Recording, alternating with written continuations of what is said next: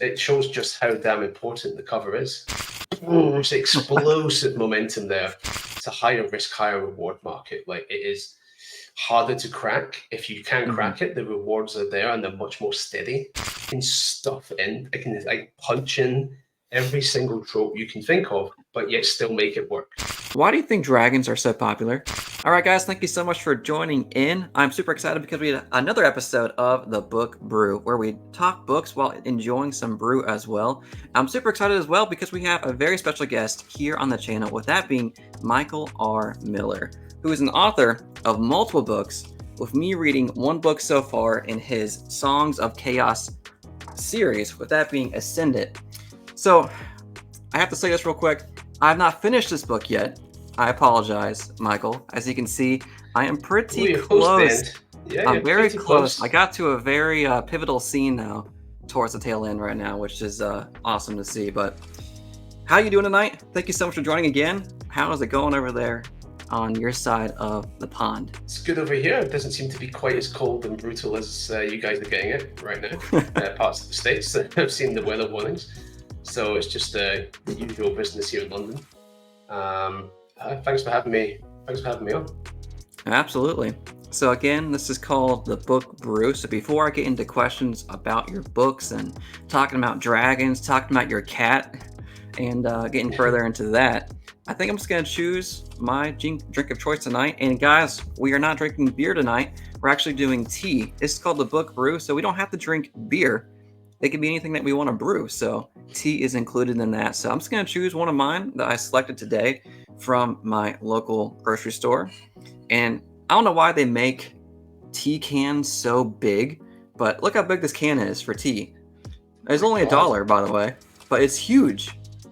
I don't know why. Is this like one of those like really sweet teas? Yes, this is definitely a sweet tea. Yeah, because I know someone from the sort of stuff, and they kept talking about, you know, sweet tea and this and that. I was just like, it sounds like juice to me. It sounds like juice to us. Yeah, down here in Florida, this is kind of the South that we say in America, where sweet tea is basically the replacement for water. So everywhere you go, you have to sell sweet tea if you're a restaurant. So everywhere there's sweet tea. This one apparently is a peachy sweet tea by a company called Peace Tea. So we will see how it is. And you've got a lot of it, so that's good. Yeah, I don't know if I'm gonna finish that entire thing. What do you have on your side? What I have, you can't see the packaging because I put it in my mug. It's a nice Alice in Wonderland mug, actually. Ooh, look at that. Right here. And in it is a rooibos tea, which is like a red fruity tea. I believe it's South African, but don't quote me. Non-caffeinated because it is like after 9 o'clock here. But yeah, very tasty. Awesome. Yeah, probably the no caffeine is a good thing, especially that late at night. I don't even know if this one has caffeine, to be honest. If it does, you know what?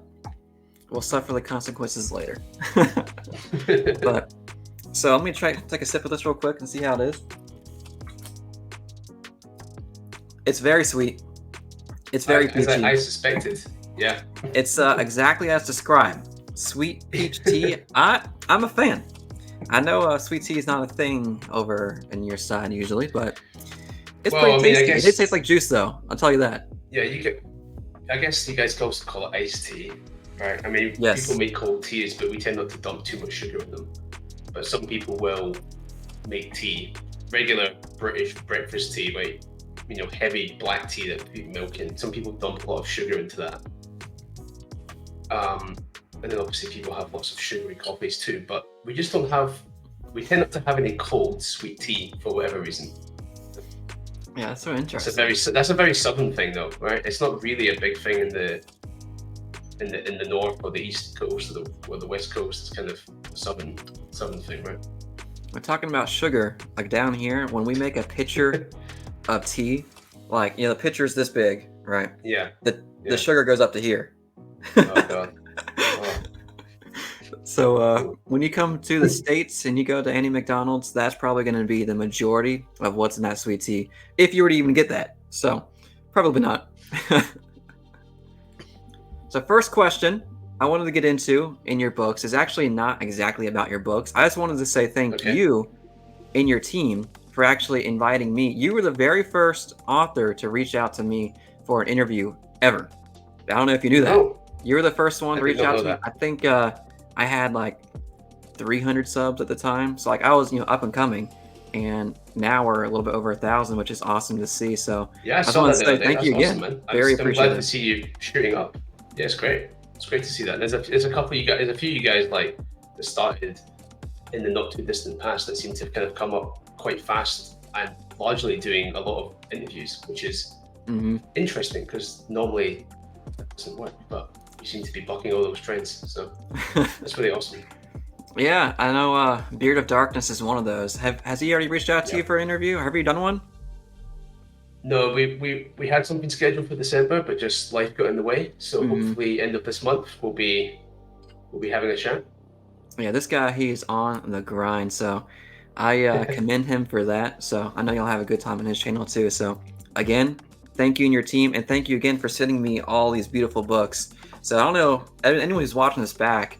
This is book number 1 in his Songs of Chaos series, and the cover is just stunning, by the way.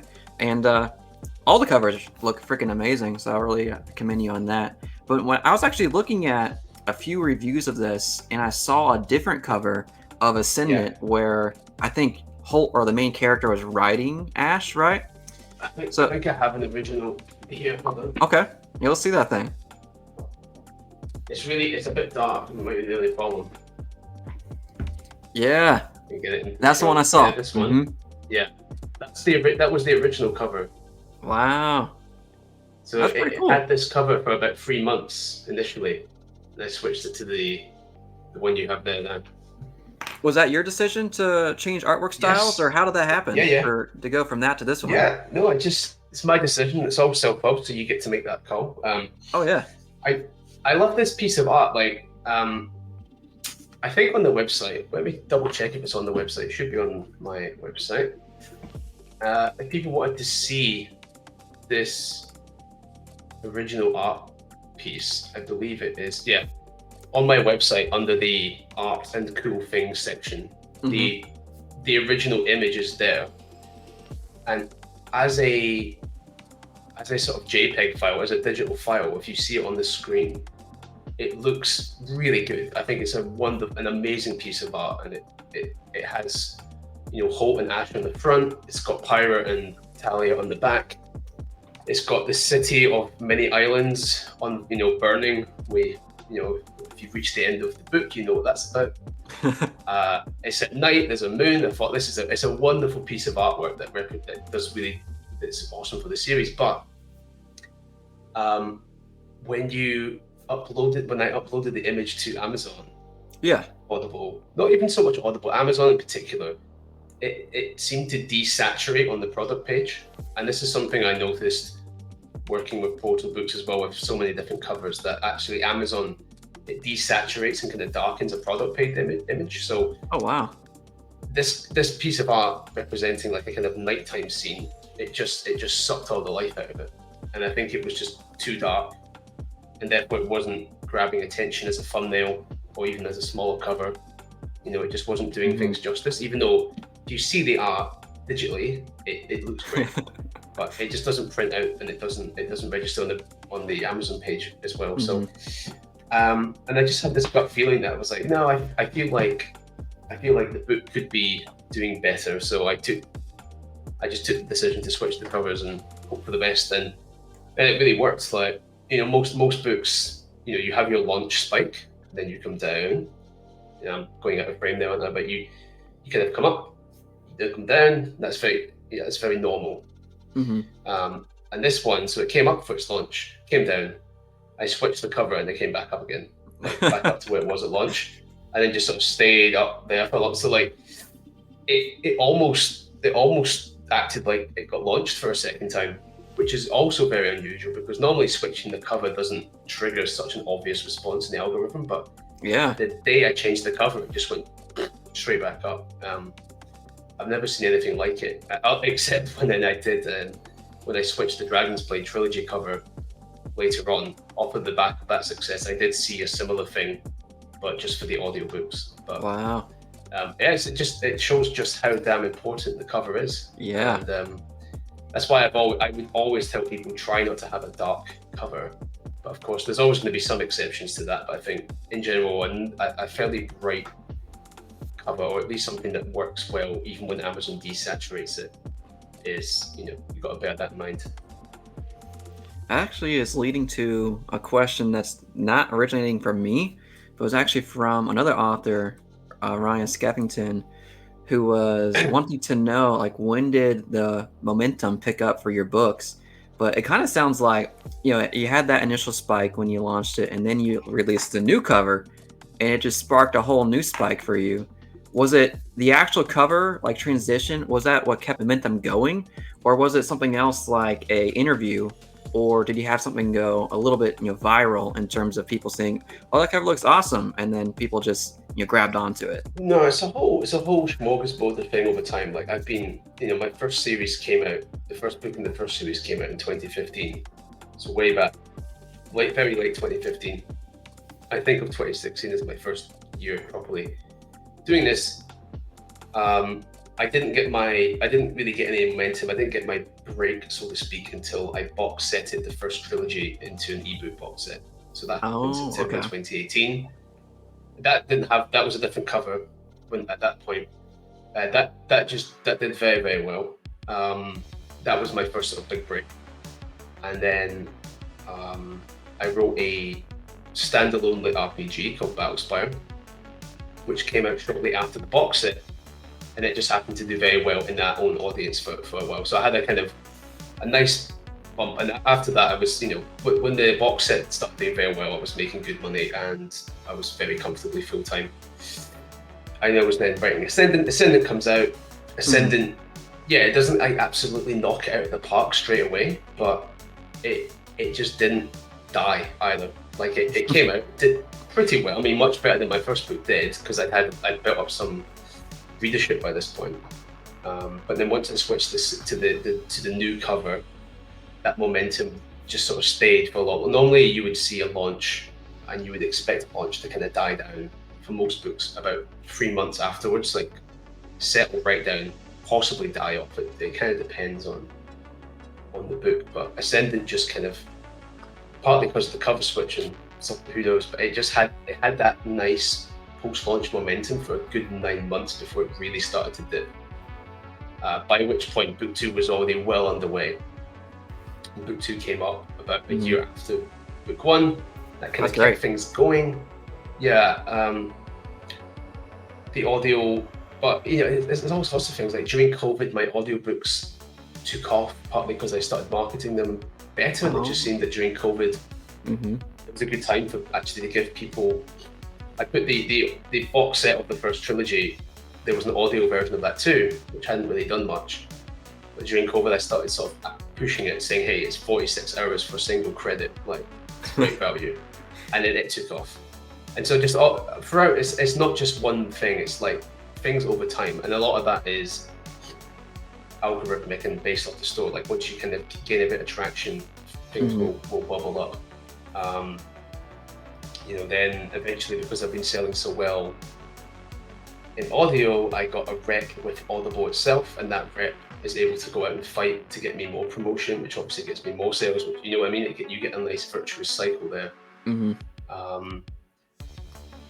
I mean, it's only in the last 6 months, or maybe 9 months, that I've been doing much more social media, more interviews, that sort of thing. So everything was already selling pretty well up until that point. I would say that a lot of this sort of stuff, like this kind of outreach and all these interviews now, are doing really good work at growing my print sales, which before this were very, very minimal.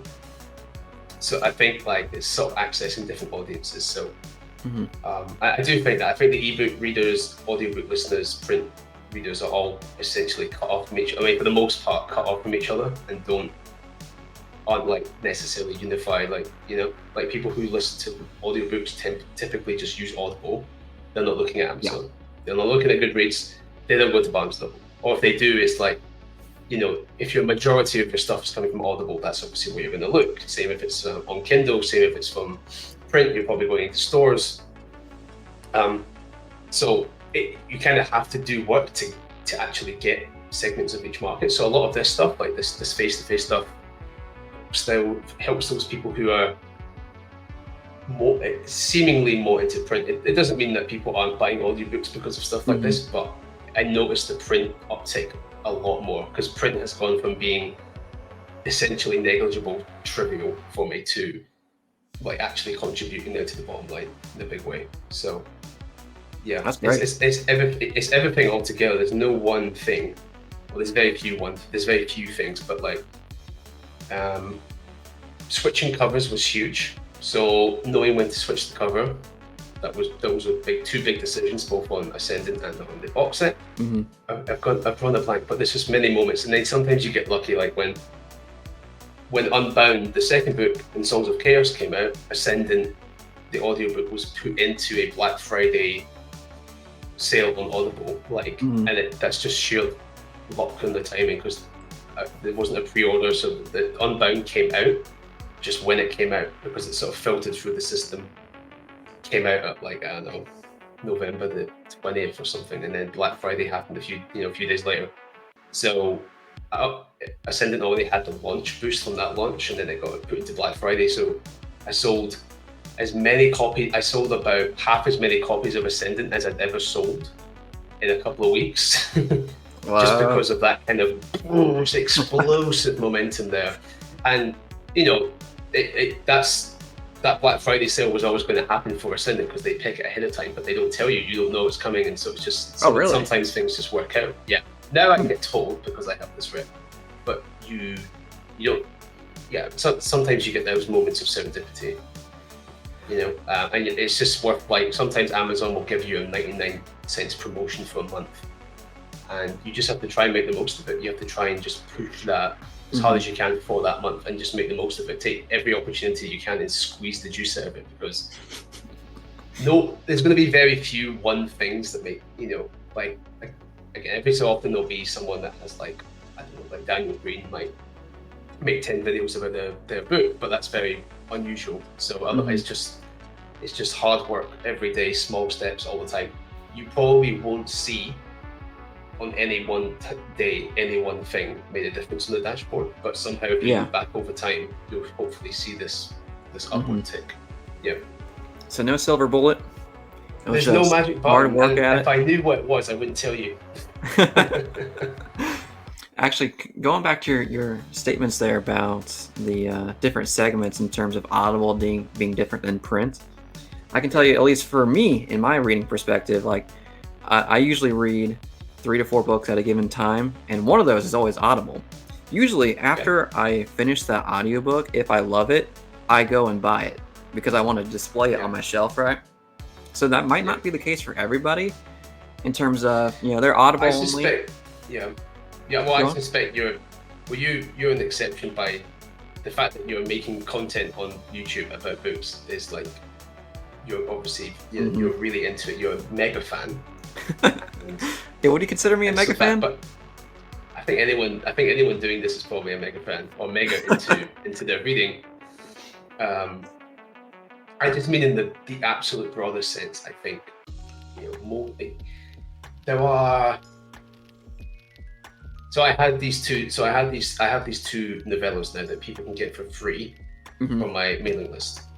And for the longest, I sort of rewrote them from scratch last year, improved them a lot, got them freshly edited, etc.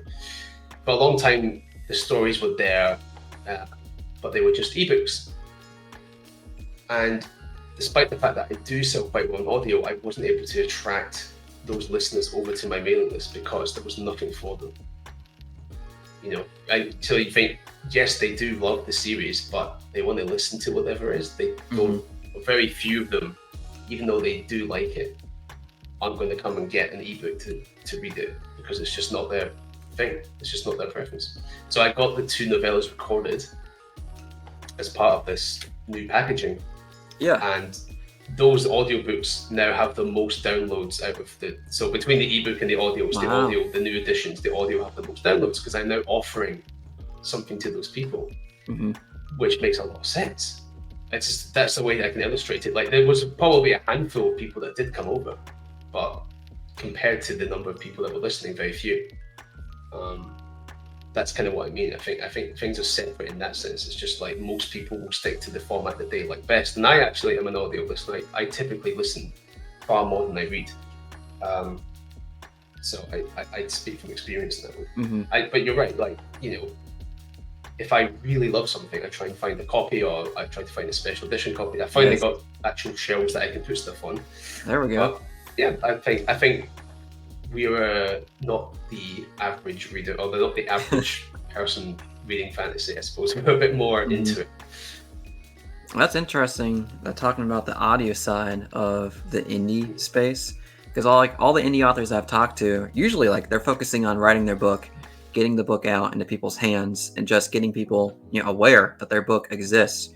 Yeah. And there's this whole audio segment that I think is not really touched on, because it's a whole nother financial path they have to go down to get that underway and get it narrated, and making sure they have a good narrator as well, because the audio quality itself I think is huge in terms of people enjoying and loving the book itself. So in terms of like, did you start off knowing that you wanted to go down this direction of having your book narrated? Like, when did you say, I'm gonna write this book and also have it as an audio version? Well, I just say I prefer to listen to books. My ideal is to listen to the book with a narrator that I really enjoy. I mean, I just, even when I was a little kid, like, I listened to Harry Potter's narrated by Stephen Fry. There was a spy series called Alex Wright. I don't know if you guys had that in the States, but I listened to those on cassette. That was one of my go-tos right there. Right, good stuff. Right. There's an Amazon Prime show actually that adapted it, and it's actually quite good. Oh, I didn't even know there was an adaptation. No way. I know they kept it quiet, but I swear to God, it's actually quite good. Like, I was like, wow, okay. So yeah, go check that out. So I mean, as soon as I had the book and was writing it, I definitely wanted an audio. But yeah, in the beginning, I had no idea how to go about it. Obviously, as you say, there's expense. When the first Dragon's Blade book came out, it didn't do particularly well out the gate. The first, as I say, it took into the box set to have that break. No one was interested in having any recording it. No one was making me an offer. Yeah. If someone had, I would have snapped it up probably. I guess, in hindsight, fortunately they didn't. So eventually I was able to partner with Dave Cruz, who narrated it on a royalty share model. That's less popular now from the narrator's perspective. Back then, people were still more willing to try it in the hopes that they would build up a little catalog and get more royalties. But audio is a tough market to crack. It's kind of like it's a higher risk, higher reward market. Like, it is harder to crack. If you can crack it, the rewards are there and they're much more steady and predictable compared to ebook. But it comes with a much higher upfront cost and potentially, therefore, much you're a lot more in the hole if it doesn't work. Where was I going with that? Yeah, so I mean, I always knew I wanted to have recorded. Dave recorded the Dragon's Blade trilogy, did all 3 books, and then when I updated and did a lot of work on the first book for the box set, eventually fully paid him to re-record that, and we worked out a deal so I could box set it all up and stuff like that. That's awesome. And once that took off, then I was like, well, this is worth a lot of money, these rights. I'm going to record Ascendant, and keep the control there, and yeah, the rest is history. But I stumbled into that, so my encouragement to indies who are thinking about this is, it is higher risk, it is higher reward. So if you don't have the money, that's absolutely fine. Try to see if a studio will take it off you, see if they'll make you an offer. That's great, because you're better to have an audiobook than not have an audiobook. Because if you don't have it, you will not access those people. They're not going to buy your book and read it, right? Just for the most part. Okay? They will wait until it's an audio, and if it's never an audio, they're never going to pick it up. So it's critical to have it in some form. If you definitely can't afford it, reach out to studios. Hopefully someone will make you an offer. If you're selling well in the first place, they'll usually reach out to you, because they have people going out all the time looking at what's selling.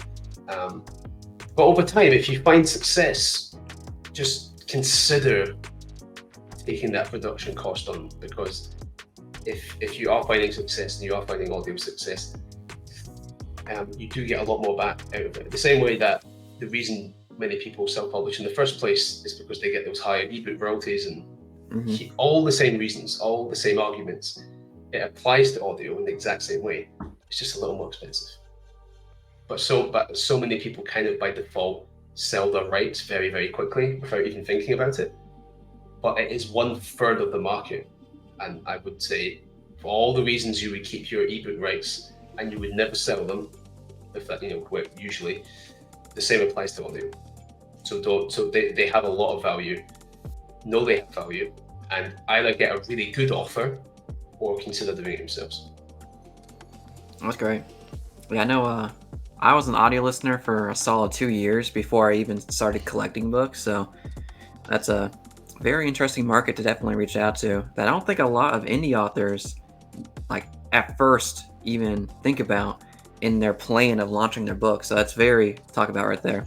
But I think we're at a good point now to move on to the next drink, which I think you have the same one, which is fine. I'll be working on my tea.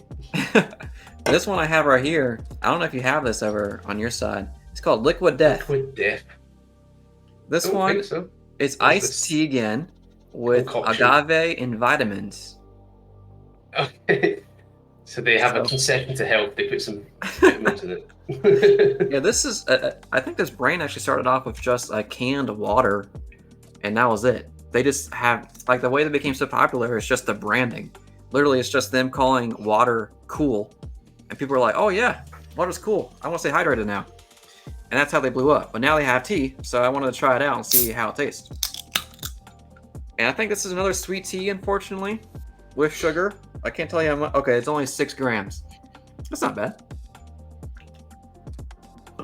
Yeah, it's way less sweet than this one here.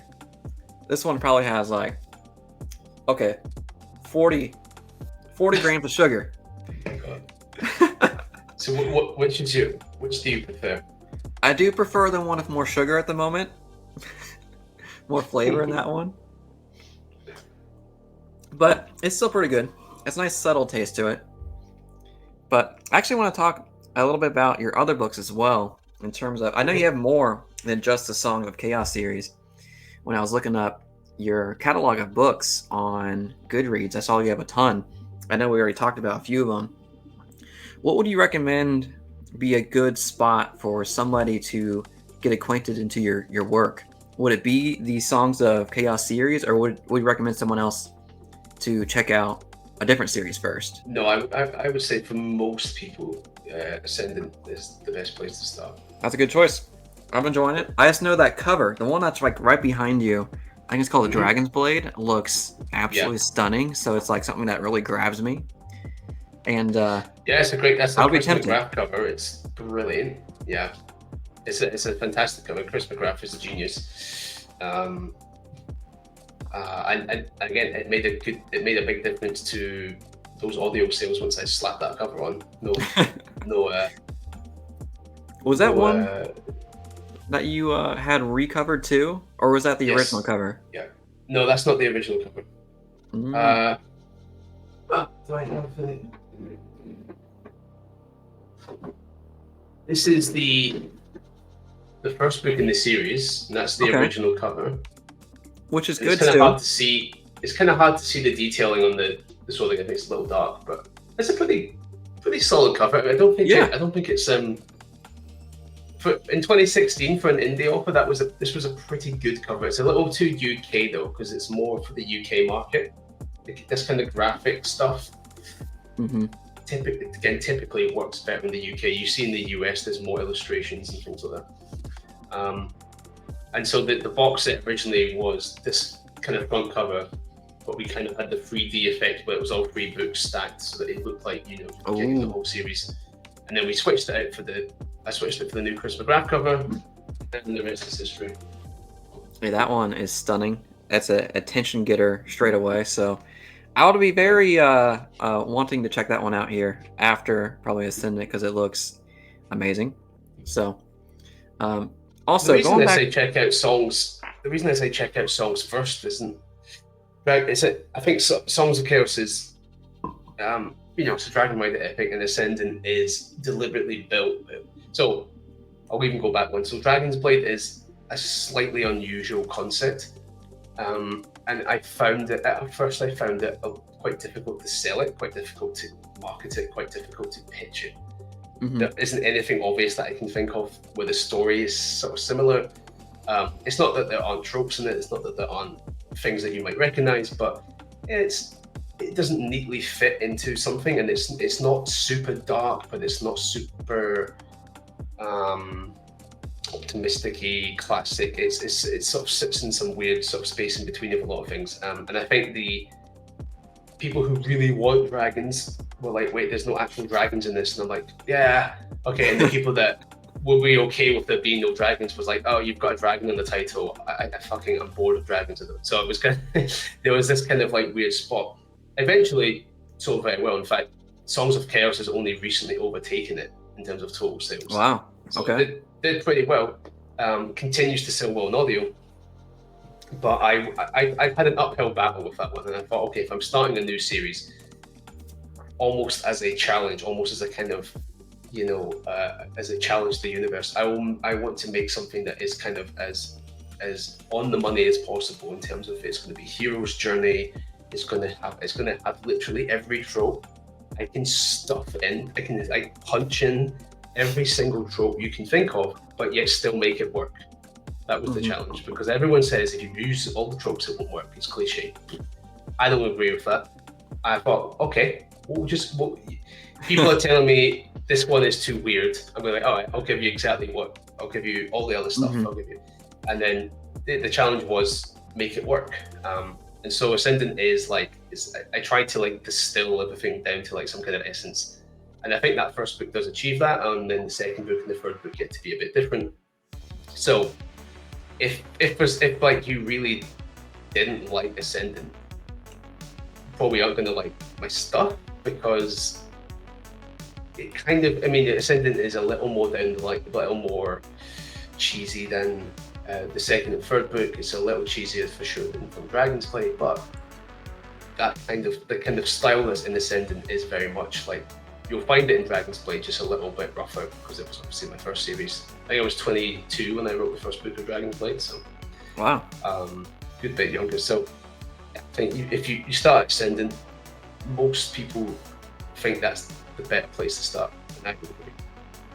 Like, going back to you stuffing every trope that you can into the book and proving people wrong. I think you did that, and Ryan Cahill as well, because he has a dragon-filled story with a lot of tropes as well that people say it's a retelling of a classic trope. People love it. People love your book, people love his book. So obviously, people saying that you can't do it, it's not going to work, it was incorrect, because I read. You can do anything well, right? And it was great. You can do anything well. Like if you saying you can't do a thing is like saying to someone, all right, do you like steak and fries? And you say, yeah, I love steak and fries. It's like, okay, I'm going to take you to a restaurant. Do you want this really? Do you want? Sometimes when you go for food, you just want a steak and fries. But everyone's had that, and when you get a good one, oh, it's brilliant. If you get a bad one, oh yeah, it's shit. It's terrible. So like, I don't know. There's lots going on. You can write a great Dragon Rider story with tons of emotion and tons of nuance, and hopefully Songs of Chaos has a lot of that. But even if you just want to look at it as, oh, it's like a big steak and fries, well, is it a bloody good cooked steak and fries? Is it really good? Does it just satisfy you? And I think I don't know why everything would have to be like, very very foo-foo experimental Michelin star food almost in some ways. Like there's room for everything in there, and a lot of times people just want to get like a big milkshake sometimes. But you can have a really bad milkshake, you can have a really good milkshake. I guess that's kind of where it sits. Like, and it might be. I do think that's what you've seen from the publishers. Like everything went very dark for a long time. Everything went very very dark, very very grim dark for a long time. For so long that basically they abandoned your classic high epics and ceded it to the indie authors. So no one was publishing like in the classic story. The indies had to pick up that mantle. Lo and behold, it still sells, because guess what? People will always want that. It's like a type of cuisine. It doesn't just go out of fashion. Just sometimes people are in the mood for it, and sometimes they're not. Like it's there's always space. Yeah, definitely. I haven't read. I think you asked me about Ryan's. I haven't had the opportunity to really dig into them properly. I think that's the curse of being a writer. We always, yeah. you know, you're always sort of working, but obviously people love his stuff, and so yeah, it's like a similar thing, right? It's pretty similar. I mean, both has dragons, but in your case, there's dragons. I think there's dragons, and that's kind of where it ends, right? Where did this making the dragon go blind idea come from? The dragons are cool. You know what? Let's make them blind. Yeah, where did that idea come from? Few things. So like, I felt like the Dragon Rider fantasy, the core fantasy of that is that you are bonding to a dragon, and then this is how the stories work. Generally, it's a soul bond. But in some of the stories, I did go around. There's lots of Dragon Rider fantasy out there that's been published online. There's lots of stuff. It's not, it's not from traditional. I went and read a smattering of stuff that was out there, and sometimes the bond was a bit perfunctory. Like, yeah, we bond because that's what we do in these stories, but it didn't really seem to do much more than that. And sometimes it's very important, and sometimes it's not. I just knew that, like, it seems like the whole core of a Dragon Rider fantasy is the bond between the dragon and the kid in this instance, but the bonds in general. I really liked how Toothless and Hiccup function in How to Train Your Dragon, because Toothless really needs Hiccup, because Toothless can't fly without Hiccup. Obviously, Hiccup shoots him out the sky, and that's what busts his tail in the first place. But with Hiccup's engineering and his know-how, Toothless wouldn't be able to fly. So them becoming a rider, because they're very unusual in that film. Like, there are no dragon riders until they do it. But you can see, like, why would the dragon let the kid ride them? Well, it's because he needs the kid. And in that movie it works really well, and it just felt like a really nice set. It was like, okay, so I really want my boy and dragon to really need each other. I'd really love it if the dragon really needed the kid, because most of the time I wonder why the dragon lets a kid or any human ride them or bond with them or any of that stuff. So it's like, okay, we can't do the Toothless thing, we can't do the tail thing, we can't do the wing thing.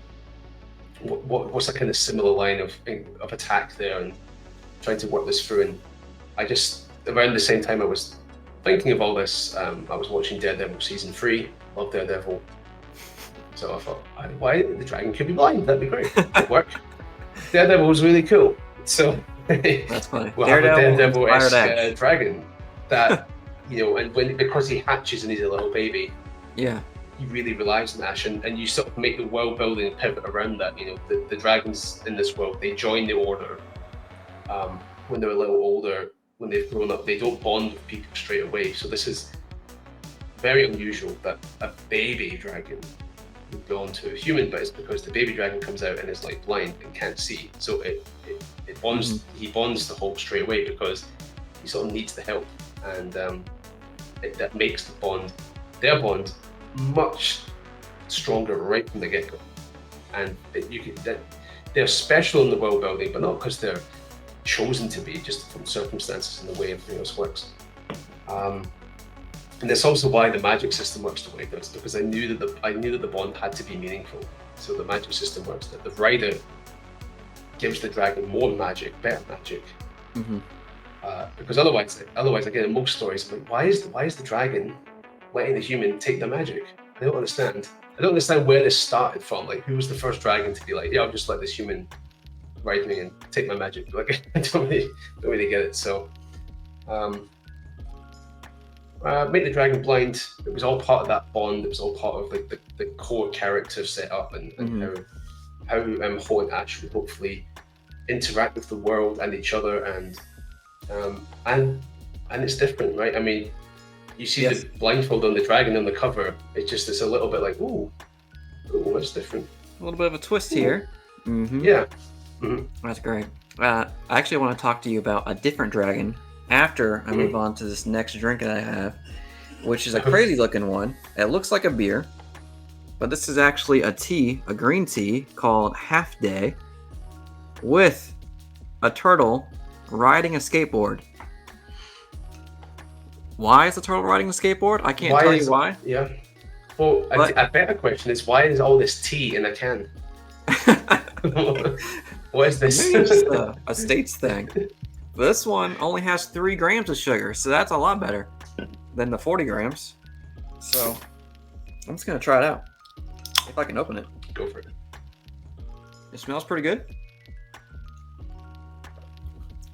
Whoa, that is extremely strong of honey. That's one of the ingredients there. Honey. That's like the first thing that I tasted was honey. You guys drink tea with honey over there at all? Some people will. Some people might put honey in their tea instead of sugar. It's a little less common. It's very strong. Yeah. Yum. People are quite conservative with their tea drinking. People will do all sorts of stuff with coffee here, but with their tea, it was very, very just a bit of milk, maybe a bit of sugar, for the most part. I saw that you posted on one of your social medias a while back, or actually not that long ago. You met with Christopher Polini, which was awesome to see. And I also see one of his copies of his book, his book's right behind you. And I think you're around the same age as me, so I'm just gonna assume that Christopher Polini was one of your inspirations growing up. Is that the case? Like, was he one of your go-to authors when you were reading? Like, did you read Aragon and just love it? Oh yeah, what age was I? God knows. I mean, I remember that's one of the few series that I read. I didn't listen to for whatever reason. I read those. And I do have vivid memories of sort of staying up late at night, when it passed, well past when I should have been going to bed, trying to read these big books. Huge, very inspirational, and more so him in some ways. Like, because I remember, I don't know what age maybe I was 14 or 15 or something. Yeah, I quite remember. But sort of at the back of the book, on the fold, it talked about how he was like 16 when he wrote it, or some such.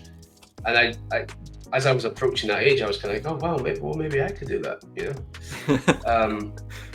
It's actually been more recently that I've kind of delved back into his whole backstory and how it started, and like how crazy like the chances of what happened in order for him to get picked up by Penguin at that time is just boggles the mind. But just the efforts they were going around all these schools and printing copies, and just it's kind of nuts. Like, you would just, if someone said that was their plan now, you would just look at them like, right, really that's the plan, and somehow they just did it anyway. It's incredible, and to do it at such a young age and just power through what must have been kind of embarrassing at times and really, really fearful at times, and just did it anyway. Like, I think that's really impressive. And then it was an adrenaline, heart thumping 10 minutes I had when I met him recently. So I hope I trust I wasn't shaking too badly. But he seemed like a pretty chilled guy for the most part, after all of that. After being 40, 50 million copies sold, he's still fairly relaxed, fairly chill, and spent most of the time convincing me to do different publishing methods, but which I thought was really cool, because he was speaking to me like an author. He wasn't speaking to me like a fan or speaking like down at me. He was speaking sort of to me like a peer, which was just quite incredible. So really appreciate him taking 10 minutes on his London stops to just shake my hand and to get a photo. It really meant a lot. Well, that is awesome to hear. I always hear that he's a great gentleman to meet. Actually, he was one of the books that inspired my reading as well, like way back in the day. I don't know how old I was either, but Aragon, I think that book just blew up at that exact right time, inspired so many people to just dive into fantasy, in addition to Harry Potter too, but dragons, full-on dragons, which was so cool to read back then. But have you read his sci-fi book, To Sleep in a Sea of Stars, at all? I haven't. I'm not massively into sci-fi, so have you read it? I have, and I really enjoyed it. Actually, Okay. I have it. I have it right here. I have it front faced, meaning I like it a lot. And yeah, I really enjoy it. I'm a huge sci-fi fan by nature. Actually, I think sci-fi is above fantasy for me in terms of my preferences for reading. But he did a fantastic job building this expansive sci-fi world that's just huge. And yeah, little prequel novella. Or It was actually, I a don't think it's a novella, novella. wasn't it? It was like 250 pages, so it wasn't a novella, but it was short. It was like a short book, and that was good too. So I know he's venturing out. I think this is somewhat of an experiment for him in terms of not having a dragon in his book, right? But I really enjoyed it, so Right.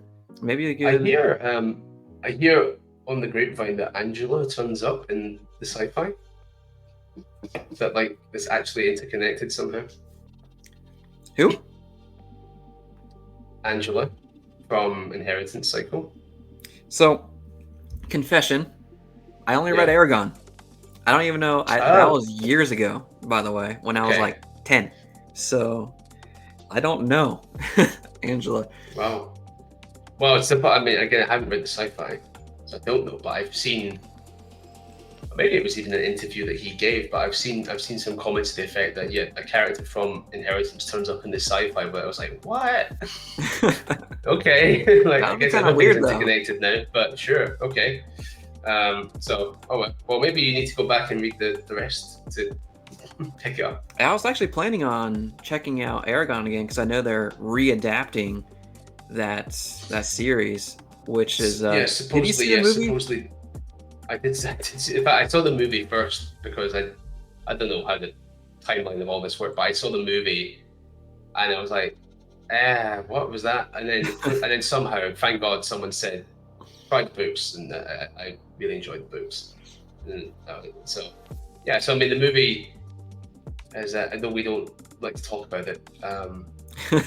It got me to read it, so I'm sure it got a lot of other people to read it. So in that sense, it did a good job. Yeah, so I'm excited for that adaptation to come out. I think it's just gonna blow up his sales again, though, for Aragon and the Inheritance Cycle, which is great. Almost certainly. Well, I will happily see any Dragon Rider stuff doing well. I will happily ride those coattails. You're in that wave. No, it's interesting. It's interesting the wave. I mean, Ascendant came out September 2020. M.L. Spencer put out Dragon Mage very early in 2021. I believe Ryan's first book came out, I want to say February 2021. And then obviously, we've had Fourth Wing there, we've got blah, blah, blah, blah. See there's a bunch more popping off. So if there was a wave, Ascendant was right at the start of it. I'm not gonna claim I started the wave. I didn't start the wave. I think a bunch of us just felt like we hadn't had this for a long time. I felt like why I was kind of surprised that since Inheritance finished, there wasn't something else that no one had. Whether it was people were writing it, and the publishers weren't publishing it, but I was like, why is there no follow up to this? This was a huge thing. People love this. This is a timeless. Like I said, this is the steak and chips or whatever. This is like the timeless. There's a point in everyone's life where they just want to be the Dragon Rider fan and say, why hasn't there been a follow up? And I guess a bunch of us were thinking the same thing, and I think that's what's happened. I do see right behind you that Folio Society edition of Game of Thrones, right? Yeah. So I'm gonna assume you're a fan of that, right? Oh yeah, big fan. Yeah, I just finished a re-listen of the series. Very good, very good. Although bits of the fifth book still blaze over me a little bit. Have you read those? I have read up until the last book that's at least published at the moment, and I mean, fantastic writing. Book number 3 was that Storm of Swords. It's just masterclass writing and character development, political intrigue. It's just a whole nother level of just, when you think of the word fantasy, I mean, that's a book that should come to mind. Also, have you probably ever seen it, the House of the Dragon TV show? You've seen that one? Yeah, I saw that. Yep. Yeah, it was good. It was good. Had some frustratingly silly bits that like let down otherwise very good scripts. Like for example, what was this? There was a scene where it was near the end. It was like maybe the penultimate episode. I'm forgetting some of the characters' names now, unfortunately, but one of the characters just bursts out of the ground, like the dragon just busts through the floor, probably kills a bunch of innocent people, and then could have wiped out all their enemies in one go, but doesn't. And you're just like, it's all a bit strange. Like there's a few moments in the script where they just, because it's a really kind of tight, down to earth sort of Game of Thrones season 1 style of show where it's just the characters interacting and the dynamics, and they don't do any kind of crazy stunts. And every time they do one of these crazy stunts, it just throws it off. So like when Matt Smith is literally one man on the beach fighting an army of like 200 guys, you're like, that's like Marvel. It doesn't really fit. There was a few moments like that where you're just like, why? But elsewise, it was surprisingly good, because especially with expectations being in the toilet, it was great that it was quite good. Yeah. I think it turned around a lot of people's sentiment towards Game of Thrones, the franchise at least. I mean, I know the books are always highly regarded, but people were just not happy with that last season. And I thought a lot of people were saying, yeah, House of Dragon is not going to do well, but it blew at least my expectations out of the water, because I was expecting not that good of a quality, production quality. So I'm happy with it. I'm super excited for season 2, which I know the trailer came out not too long ago.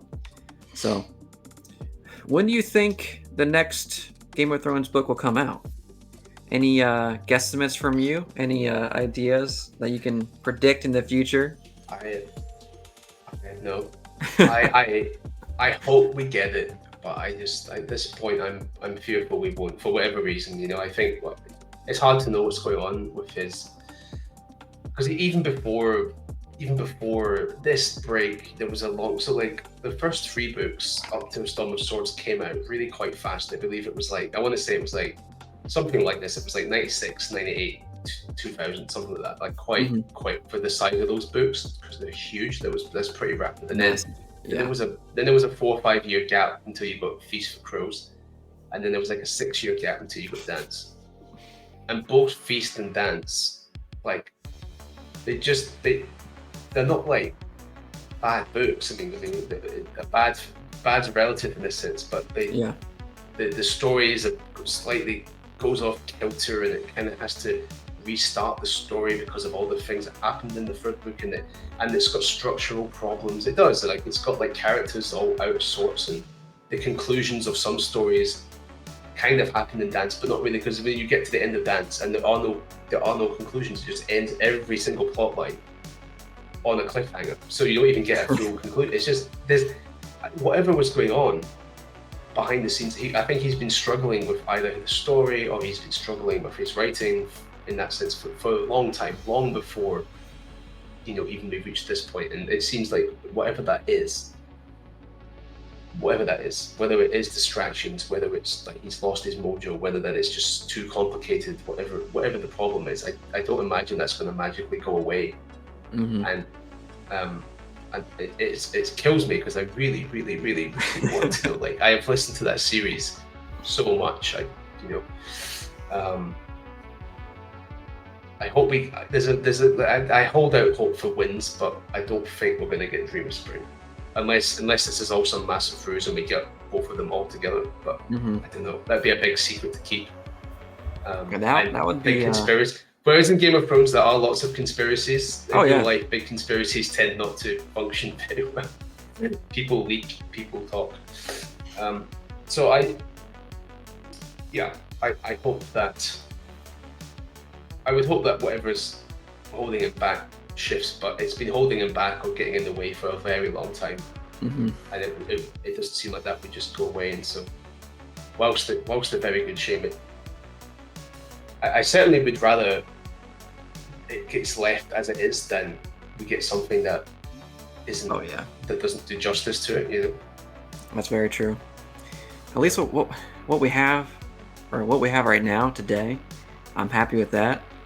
If nothing gets concluded, I'll be sad, but at least we have some fantastic stories so far in a Song of Ice and Fire. There is a fan fiction project going on for Winds of Winter, run by a Game of Thrones theory guy called Preston Jacobs. So it's excellent. This guy has tinfoil hat theory everything into crazy levels. So like he had his audience, he tells his audience that we're going to be doing this chapter. He asks for submissions. People submit like fully written chapters. Wow. And he like crafts out, he takes the best ideas and kind of crafts them together, and then he puts his spin on it, and then they have like 4 or 5 editors that go through it to kind of make sure it's in George's voice. Is it the right word choice? Is it the right cadence? That sort of stuff. And when they release the chapters, I swear to God, a few of them you're like, this is exactly like this really could be the real genuine article. Like it's a really good fan fiction project, and I think they're a good 20-25 chapters deep or something at this point. That could be a bit generous, but if anyone was interested in a Winds of Winter-esque, continuation, there is a fan project that is out there run by Preston Jacobs, and it's very, very good. That is very interesting that now we have fans, lots of fans, writing the remaining stories of our characters. So that's just crazy to get to a point to where people want your work so much that they do it themselves for a little bit until you actually get it out the door. But I think we're at a good spot now to move on to the last drink, for me at least. And this is going to be one that you might be disappointed in because it's another sugary one, with this one being Snowberry by the same company. Snowberry. Okay. That has, this one's a little bit better. 36 grams of sugar. That's not that bad. That's gonna taste good, man. Snowberry. I don't even know what that is. It smells pretty good. It smells like a blueberry. Like snow. Yeah, that's pretty good. Very sweet. Okay. I mean, no colors are added. That's good, right? Is it blue? Is it blue like the can? I can't tell. No, it looks like tea. Like normal tea color. But I wanted to talk to you about your antagonists in Ascendant real quick. Mm-hmm. Or the enemies, being like the bug-like creatures. When you were a kid, did you read the Animorphs books at all? I did not. No. It was a sci-fi series for kids, and the bad guys or the villains were all like these bug-like creatures that reminded me heavily of your creatures in Ascendant. So I was just wondering if those creatures in your book were inspired by Animorphs or not, because they're very similar in terms of like their brutal nature and just looking really vicious and not playing very nice either. So no, I guess that's not the case though. No, well, the Scourge in Songs of Chaos is another blended mashup of many things. It's a bit like the Scourge of the same namesake from World of Warcraft. That's kind of undead horde. It's a little bit like that, but actually, in terms of other than the name, it's not super close to that. It's much more like the Zerg from StarCraft mixed up with the Darkspawn from Dragon Age Origins. Those the Dragon Age games. And then I just hate wasps, so I took great joy in making great big wasps that the dragons could fight. So it's they're sort of zombie bugs, but that kind of horde-like Zerg, Darkspawn-esque sort of thing. Just nice and existential. You wouldn't want that in your world. That's great. Yeah, they are very terrifying sounding, and I wanted to ask you about something that's on the back of your book right here. Yeah. All these award seals that you have on here, like there's a ton of them here. So like how did you how do these come into place in terms of like did you submit your book to all these places or were they submitted on your behalf? No, you submit your book to those ones, but pretty much every single award you submit, whether it's even all the way up to like the Man Booker Prize thing. It's just that the publishers will submit books for that. Like every award, you have to submit a book and so on and so forth. And so, yeah, those were all. I think there's like readers' favorite in there. I can't remember them off the top of my head there, but yeah, they were all things that I submitted to, and I just did it just for the heck of it, just to see how it would get on. I thought it can't hurt. It definitely did not hurt. Luckily, it won a couple. Yeah. Yeah, readers' favorite, Indie Book Awards finalist, Elite Awards, and NIEA winner. So that's awesome. I think one of them's the National Indie Excellence or something. Oh, NIEA, that's what that stands for. Yeah, yeah. That one got gold. I think that was good. Reader's favorite was like a bronze star in the category or something like that. A bronze medal, sorry, in the category. So yeah, I mean, I was very pleased to. I was honestly a bit shocked. I don't know. I mean, you half the time with this, you have to have this weird combination of being ballsy enough to think anyone cares about your book, and anxious enough to take feedback on and think it's so terrible that you keep working on it to make it better, right? And so I kind of I submitted the book to these things on the kind of cuff of, well, the worst case that happens is I lose a little bit of money, and that's fine. I'm counting it as marketing. And I was actually surprised when it came back, because it is a book that a lot of readers really, really love, but sometimes with people who from more experienced people, from some other critics, sometimes it gets a bit of a mixed bag. Sometimes people see the kind of the distilled hero's journey, all the core tropes, all that. They just sort of see that stuff and maybe miss some of the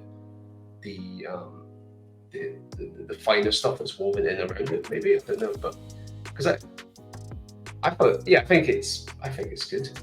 So it's nice to see that recognition come back out from a few folks.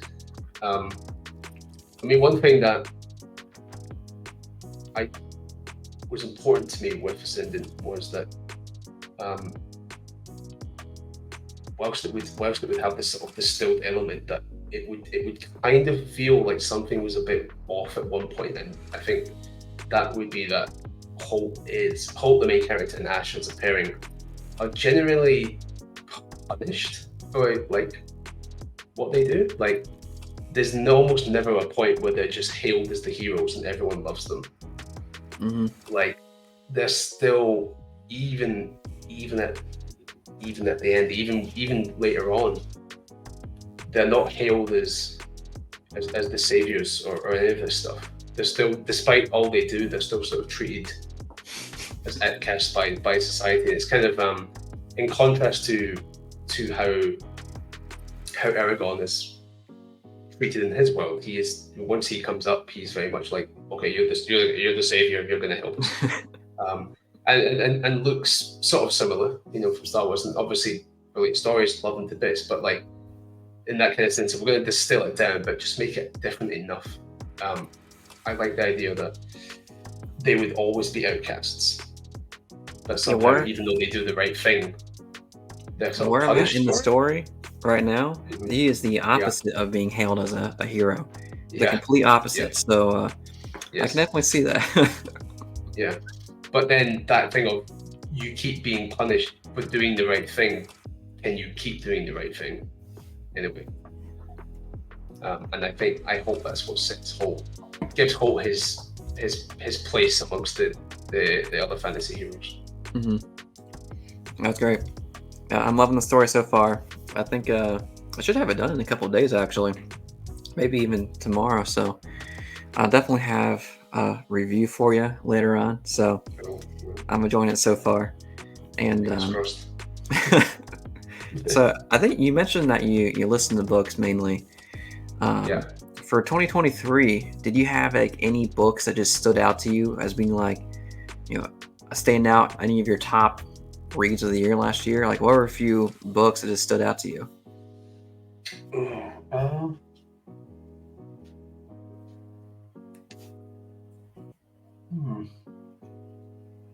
don't think anything's going to catch anyone by surprise. I'm trying to think of.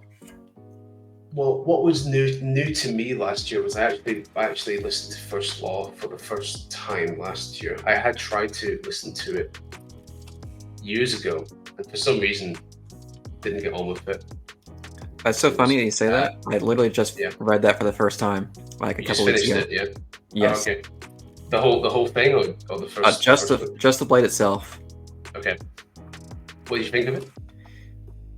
I did not get the hype around it.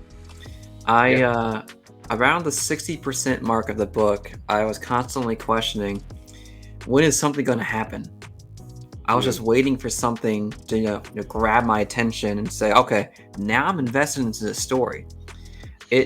We got there. It just took forever for me, at least in my personal opinion, to get there, and it just took a while. Like, yes, there's good characters. Yeah, Lakta was hilarious. I think that's probably a fair assessment of the whole series. Like the plot isn't all that gripping. It's not about big plot moments. It's not about big reveals. It's not about but I just loved his writing and the way that he wrote the characters. I didn't particularly like any of the characters. I mean, I actually don't. It was a weird experience because throughout I was like, I appreciate the artistry in this so much, but yeah, it's not my favorite. Like, I don't particularly love the ending. I won't say anything more for you. Don't love how it ends, but broadly speaking, I love the heck out of getting there. Like, I really enjoyed listening to it, and though I don't like a lot of that kind of very dark or cynical kind of fantasy, his writing is so powerful, and such a joy to listen to, and Stephen Pacey is such a great narrator. Fantastic. I am very tempted to dive into the sequel trilogy or some of the other books at some point this year, just to immerse back into that style, because I just appreciate the heck out of it. But so I can get the hype, but for me it's not what I love. It's not what I'm looking for. I mean, you can tell that if I'm writing a book like Ascendant or Songs of Chaos, where though bad things will happen, though dark things will happen, there's still that kind of element of being a little hopeful or still doing the right things despite all that stuff. I start to switch off when the characters go, "Oh, fuck it, I'll just be bad." I'm like, well, okay, oh well, maybe for a bit. You're gonna turn yourself around? No? Oh, okay. So I've never really liked dystopian stories either, because with the world's already destroyed, I don't care. Like, I don't want to see people walking about a hellscape. We're done. So I listened to First Law. Yeah, thought it was, I think Joe was brilliant. I oddly randomly listened to Pride and Prejudice. That was a kind of rogue choice. I think that was free and Audible. And that was surprisingly quite good. That was a Rosamund Pike edition. I found that more humorous than I was expecting. Got back into some Pratchett, so I've just done Going Postal. Going Postal is brilliant. I think I'm in a Pratchett mood again, so I'm going to revisit this world, kind of fill out my woefully inadequate Discworld experiences. I'm going to properly fill those out. If more things will probably pop into my head. You know, when people put you on the spot and you suddenly forget everything you've read for 6 months. No. Yeah. It's good. Actually, I have not read any. It's Terry Pratchett, right? Is that author's name? Yeah. I haven't read any Discworld at all just yet, but I see that series being spouted everywhere, so I have not read Discworld just yet. But you had a good time with that one? I had a great time with it. Everything I've read of it, I've genuinely enjoyed, but I just have to kind of be, again, maybe it's a mood thing.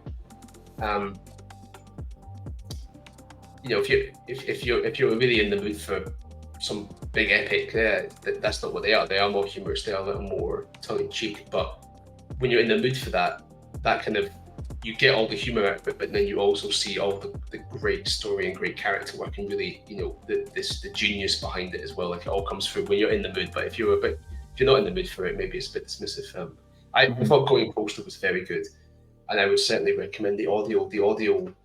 At least this new edition, they seem to have re-recorded a lot of the audiobooks with actors that have been playing them in TV shows or movies. Oh wow! So it's different narrators, and they have they have Bill Nye doing all the footnotes, because there's lots of footnotes in the books. So Bill Nye is in all the books doing the footnotes, and then different people are leading. So the narrator in this was Richard Cole. He was really, really good. I think Andy Serkis has done a few as well. So I think, yeah, it's a good time to revisit it, especially if you like the odd audiobook. I'm sure they'll be very, very good, because they, when you, the narrators that do a lot of narration are really good, but then I guess when they give the projects to actors who are normally doing film or TV, and maybe there's less of a time crunch or something, like it just seems to come out as a little more polished. So these productions have been really good. So I'm really glad they've been doing them. Looking forward to continuing. I picked up the next one, which is Making Money. I think there's another couple of books in that series, because there's like 40 or 50 Discord groups, but there's like trilogies and whatever within it. So yeah, I'm excited for that. That's great. Yeah, for me, one of my top reads last year, it was by James Islington. I'm not sure if you've read him, but I haven't. Was it Will of the Many? Yes, The Will of the Many. Yeah, that one was a everyone seems to love that fantastic read. Yeah, his Lycanius trilogy was also a lot of fun too. So that was just a standout for me last year. But quick question before we get this thing wrapped up: why do you think dragons are so popular?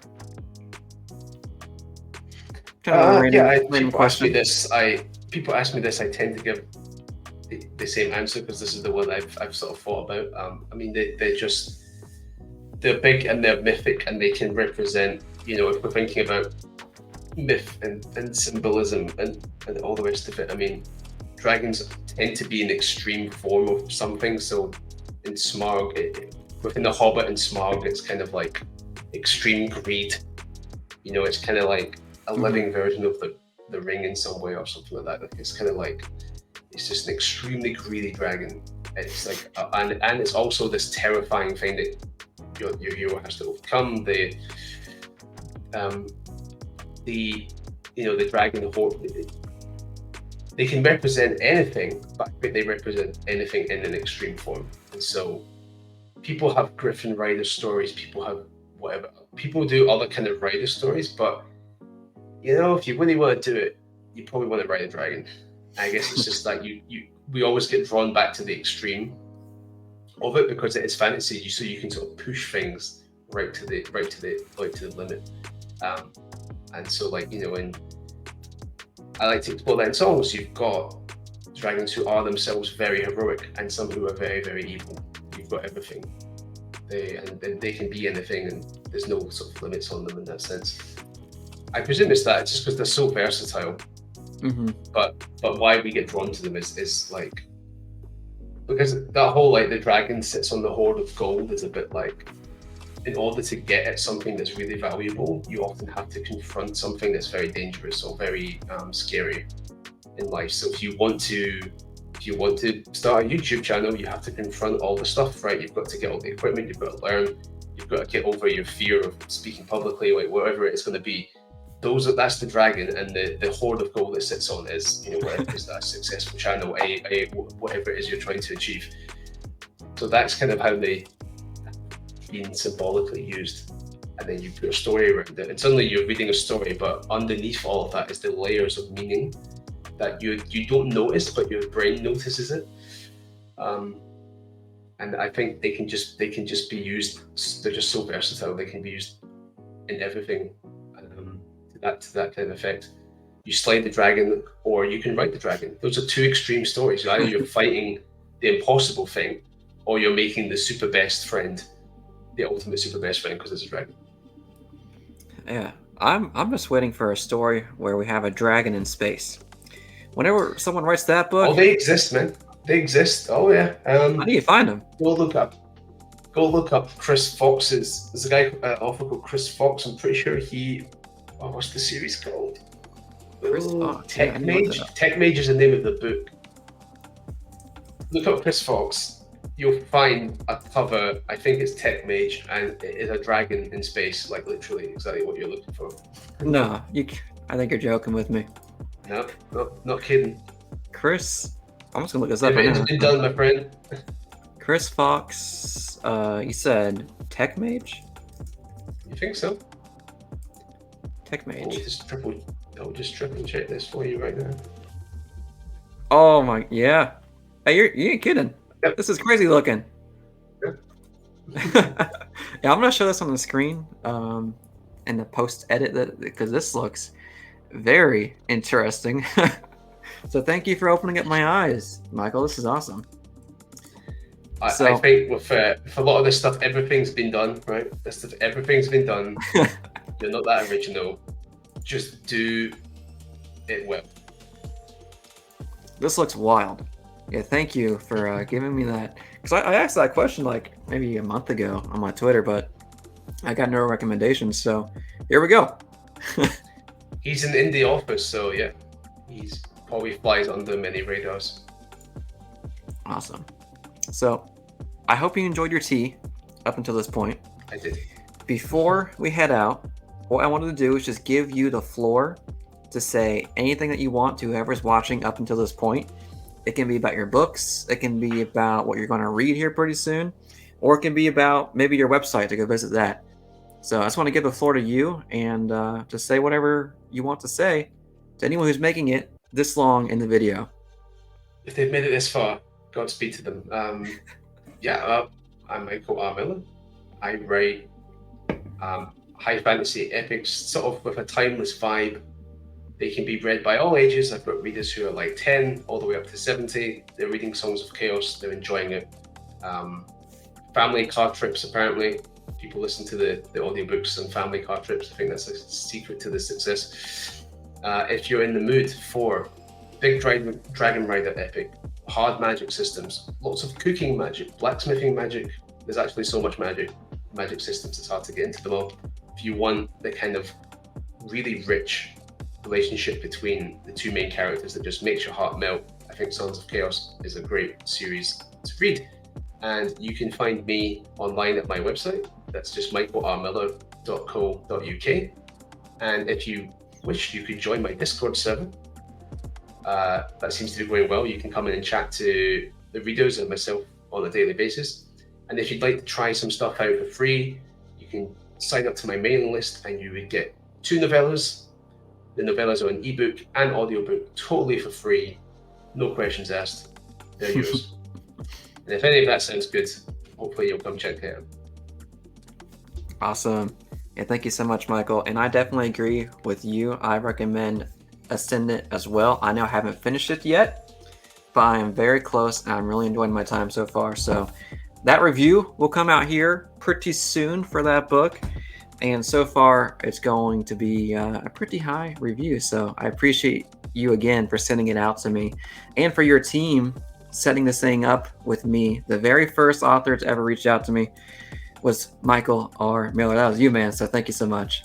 So, oh, thanks. I'll take that trophy. And yeah, great to see you doing so well. Hope to see the channel keep growing, and hopefully I can come back, talk in the future, maybe when the next book's out. Absolutely. That sounds great.